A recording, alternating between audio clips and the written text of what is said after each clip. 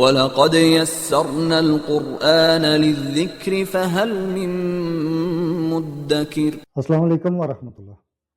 آج کی کلاس میں ہم ثلاثی مجرد کا باب 5 قصر و فتح یعنی کہ اگر آئین کلمہ پہ زیر ہے تو ہم آئین کلمہ پہ زبر کا استعمال کرتے ہوئے فعیلا یفعلو کے وزن پر گردان کریں گے۔ اس کے لیے جو ہم نے ایک کیس لیا ہے وہ ہے سامع یسمع۔ سننا ہوتا ہے تو سامع اس نے سنا، یسمع وہ سنتا ہے، تو اس فعل کو ہم لے کے گردان کرتے ہیں 14 صیغوں کے ساتھ۔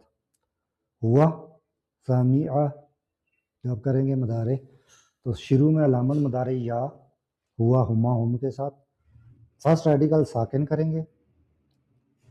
آئین کلمہ جو ہے اس کا خیال رکھنا ہے کہ کون سے باب کا فعل ہے۔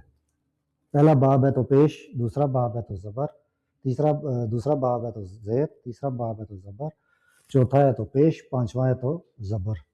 یسمع او آخری متحرک ہی رہے گا، اور یہ جو آن، او، آنی، اون یہ ضمیر کے مطابق بدلیں گے۔ تو آپ جس طریقے سے کمفرٹیبل ہے اس طریقے سے ایک دفعہ زندگی میں یاد کر لیں۔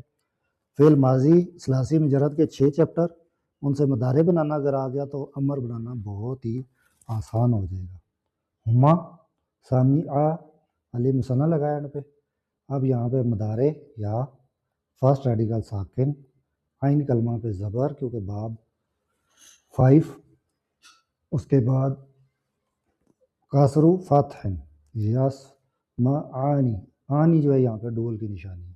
ہم واو جماعت لگا تھا ماضی میں، سامعو ان سب نے سنا، تو اب علامت مضارع یا فرسٹ ریڈیکل کو ساکن، آئین کلمہ پہ زبر چیپٹر 5 اور واو جماعت کے ساتھ نون، یسمعون یسمعون، ہیا سامعت تاؤ تانیسی، تو علامت مضارع تھا یسمعو اور تسمعو ڈفرینس کے لیے آتا ہے تاکہ پتہ چلے کہ وہ مذکر واحد غائب تھا، یہ مؤنث واحد غائب ہے۔ تسمعو فرسٹ ریڈیکل ساکن ہے، آئین کلمہ پہ زبر ہے، سامع یسمعو کا باب۔ انتا سمعت تم نے سنا، تو اب مضارع کرتے ہوئے علامت مضارع چینج ہو جائے گی، مخاطب میں تا فرسٹ ریڈیکل رول کے مطابق ساکن، آئین پہ زبر 5 چیپٹر لاسٹ متحرک۔ تسمعو انا سمعت، جب آپ اس کا کریں گے تو علامت مضارع الف فرسٹ سیکنڈ ساکن، سیکنڈ کلمہ جو ہے وہ زبر 5 چیپٹر ہے لاسٹ متحرک۔ اسمعو لاسٹ نحن سمعنا، تو علامت مضارع اس کے لیے نون، نسمعو ہم سنتے ہیں۔ تو اس طریقے سے یہ ہمارا 5 چیپٹر ہے جو کہ قصر و فتح ہے۔ اب چھٹا جو ہے ہمارے پاس کسرتانی یعنی کہ زیر اور زیر، تو اس طرح سے ہم یہ ثلاثی مجرد کے 6 چیپٹر پورے کر چکے ہیں، تو انشاءاللہ پھر ہم امر کا آغاز کریں گے۔